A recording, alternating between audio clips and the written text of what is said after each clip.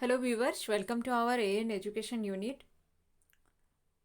आज हम महादेवी वर्मा द्वारा लिखित गौरा रेखा चित्र को समझेंगे। देखिए, गौरा रेखा चित्र जो है इसकी लेखिका है महादेवी वर्मा जी। गौरा शीर्षक रेखा चित्र की रचयिता महादेवी वर्मा है। महादेवी वर्मा कवयित्री हैं। गौरा एक मार्मिक रचना रेखा चित्र है। तो गौरा को यहाँ पर रेखा चित्र बताया गया है। और महादेवी वर्मा जो है कवयित्री भी है, बहुत ही प्रसिद्ध कवयित्री है, ये आप लोगों को पता होगा। और महादेवी वर्मा जी ने ही लिखा है रेखा चित्र गौरा। इसमें गाय के सौंदर्य और गुण का सजीव वर्णन किया गया है। और अगर आप इसमें देखिएगा, गाय के सौंदर्य और गुण का सजीव वर्णन किया गया है। गौरा एक गाय का नाम है जो महादेवी वर्मा की बहन के घर से मिली थी। अब देखिए, गौरा जो कौन है, एक गाय है। और ये जो मिली थी कहाँ से, महादेवी वर्मा की बहन के घर से मिली थी। गौरा के शारीरिक बनावट का वर्णन कवयित्री ने जिस ढंग से किया है, लगता है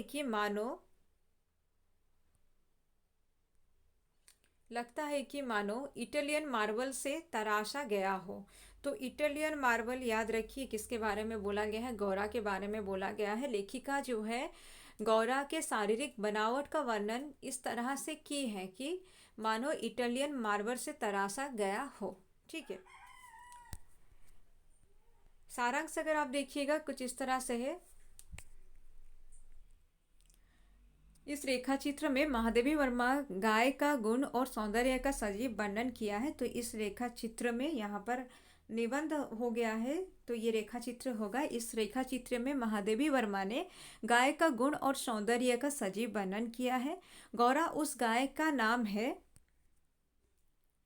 जो लेखिका को अपनी बहन से उपहार के रूप में मिला था। तो लेखिका को अपनी बहन, उनकी बहन का नाम भी याद रखिए, श्यामा से उपहार के तौर पर गौरा मिली थी।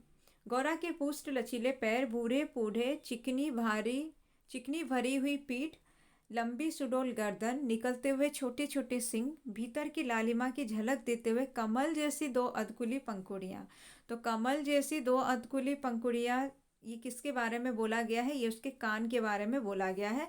लंबी और अंतिम छोर पर काले सघन चामर का स्मरण दिलाने वाली पूंछ। ठीक है।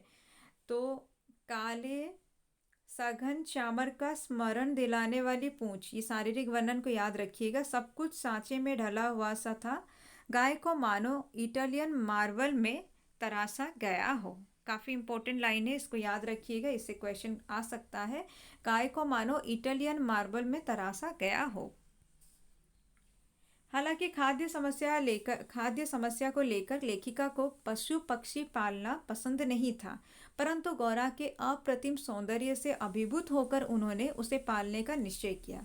तो महादेवी वर्मा के बारे में ये बोला गया कि खाद्य समस्या को लेकर वो कभी भी कोई भी पशु पक्षी को नहीं पालती थी, लेकिन गौरा के जो अप्रतिम सौंदर्य, उससे वो कुछ ज़्यादा ही आकर्षित होती हैं, जिस वजह से वो उसको पालने का निश्चय करती है।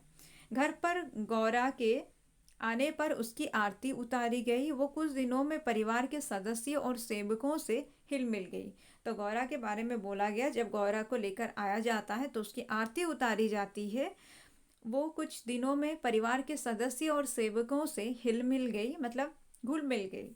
अन्य पशु पक्षी अपनी लघुता और उसकी विशालता का अंतर भूल गए थे, क्योंकि गाय है, गौरा जो है गाय है, बहुत बड़ी है। कुत्ते बिल्ली उसके पेट के नीचे और पैरों के बीच खेलने लगे।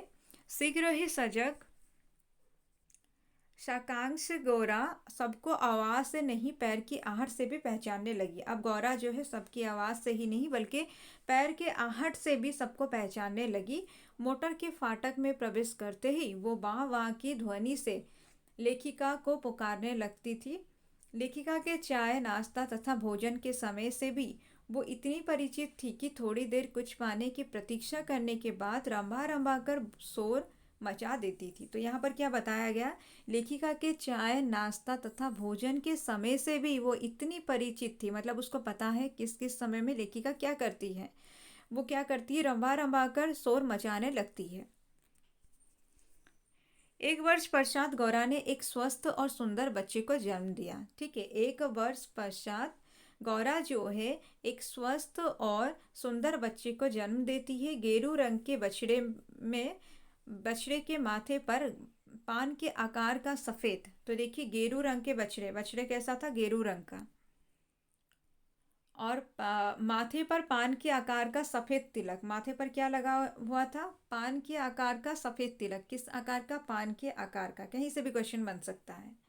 चारों पैरों में खूरे के ऊपर श्वेत वलय ऐसे लगते थे जैसे गेरू की बनी किसी बछड़े की मूर्ति को रजत आभूषणों से अलंकृत अलंकृत कर दिया गया हो। तो यहाँ पर क्या बताया गया, चारों पैरों में खुर के ऊपर श्वेत वलय ऐसे लगते थे, खुर के ऊपर क्या थे, श्वेत वलय ऐसे लगते थे जैसे गेरू की बनी किसी बछड़े की मूर्ति को रजत आभूषणों से अलंकृत कर दिया गया है। ठीक है, यहाँ पर क्या बताया गया है कि गेरू की बनी किसी बछड़े की मूर्ति को रजत आभूषणों से अलंकृत कर दिया गया हो, ऐसा लगता था। बछड़े का नाम लालमणि रखा गया, बछड़े का नाम क्या है, लालमणि रखा गया, जिसे प्यार से सब लालू नाम से संबोधित करते थे। गौरा प्रातः सायं मिलाकर 12 सेर दूध देती थी। ठीक है, मतलब सुबह और शाम मिलाकर वो कितने सेर दूध देती थी, ये इंपॉर्टेंट है, याद रखिए, 12 सेर दूध देती थी। लालमणि के लिए कई सेर छोड़ देने पर भी इतना अधिक शेष रहता था कि उस दूध की चाहत में आसपास के बाल गोपाल से लेकर कुत्ते बिल्लियां तक एक पंक्ति में बैठ जाते। तो क्या बोला गया, आसपास के बाल गोपाल से लेकर कुत्ते बिल्लियां तक एक पंक्ति में बैठ जाते दूध के लालच में। दूध दूहने के उपरांत नाप नाप कर सबके पात्रों में दूध डाल दिया जाता था, जिसे पीने के बाद गौरा के चारों ओर जिससे पीने के बाद मतलब वो जो पशु पक्षी जो हैं वो लोग क्या करते हैं, गौरा के चारों ओर उछलने कूदने लगते। जब तक वे सब चले ना जाते, गौरा प्रसन्न दृष्टि से उन्हें देखती रहती। तो पंक्ति में सब सारे जानवर जो है पंक्ति में बैठ जाते हैं और दूध पीने के बाद गौरा के आसपास जो है कूदते रहते हैं, उछलते रहते हैं, और जब तक वो लोग जाते नहीं तब तक प्रसन्नतापूर्वक गौरा जो है उनको देखती रहती। किंतु अंत में एक त्रासद घटना घटी। ठीक है, यहाँ तक तो सब कुछ ठीक ठाक चल रहा है। अब एक त्रासद घटना घटती है। गौरा ने खाना पीना कम कर दिया।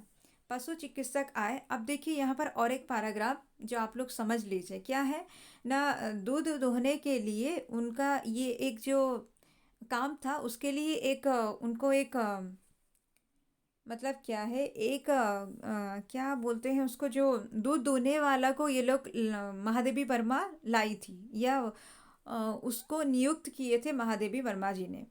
तो वो क्या करता है ना, वो आदमी है जिससे महादेवी वर्मा का मतलब वहाँ के सब लोग या महादेवी वर्मा भी उससे दूध खरीदती थी, लेकिन गौरा के आने के बाद उसी को ही नियुक्त किया गया दूध दुहने के लिए। तो वो क्या करता है, शत्रु बन गया है अब महादेवी वर्मा का, क्योंकि ये गाय के वजह से महादेवी वर्मा का क्या, गौरा का शत्रु वो बन गया है, क्योंकि ये गौरा की वजह से ही उसका जो दूध बेचने का काम जो है उसमें उसका बहुत नुकसान हुआ होगा।